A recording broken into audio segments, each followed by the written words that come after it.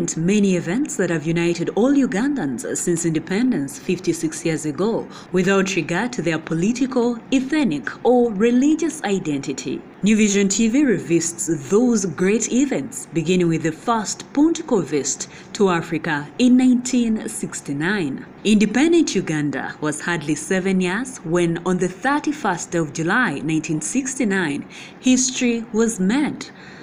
The first pontiff ever to set foot in Africa arrived in Uganda. The brand new East African Airways Papal Visit, making its maiden flight, touched down at Entebbe Airport at 15 hours, and 13 minutes later, His Holiness Pope Paul VI stepped out to be welcomed by President Apollo Milton Obote and First Lady Mama Miriam. The Obotes proceeded to introduce the Holy Father to other heads of state, who included Presidents Julius Nyerere of Tanzania, Kenneth Kaunda of Zambia, Gregoire Kayibanda of Rwanda, and Micho Michombero of Burundi. There were delegates from other several African countries, with Nigeria bringing 2 delegations, one representing the president, General Yakubu Gowon, and the other representing rebel leader, General Emeka Ojukwu.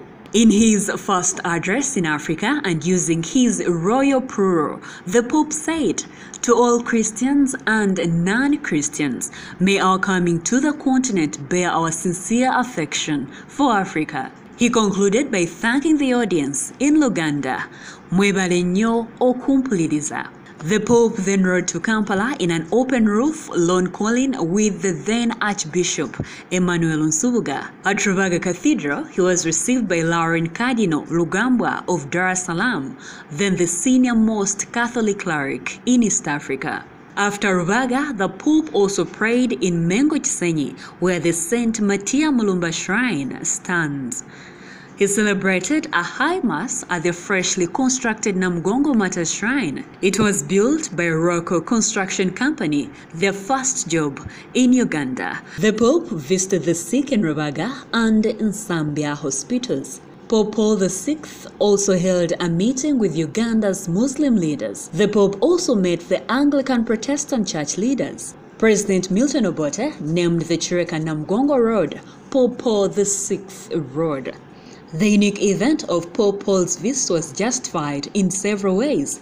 Uganda was home of the Uganda Martyrs, whom he himself had canonized in 1964, and no wonder the Namgongo Shrine has turned into one of the biggest attractions that receives over 1 million visitors every 3rd day of June. Pope Paul was later, in 1876, to appoint Uganda's first cardinal, Emmanuel Cardinal Nsubuga. Leaving Uganda 3 days later, the Pope said farewell in Luganda. Mubere Mirembe. Pope Paul, who is the first Pope to visit Africa, landed at Entebbe exactly a week after the first man landed on the moon. The Entebbe landing thus symbolically came as the second big international news after the lunar landing. How much progress has Africa made to earn the world's respect in the 50 years since? In our next episode of Independent Uganda's Unifying Events, we look at John Akibua, the first Ugandan World Athletics Champion.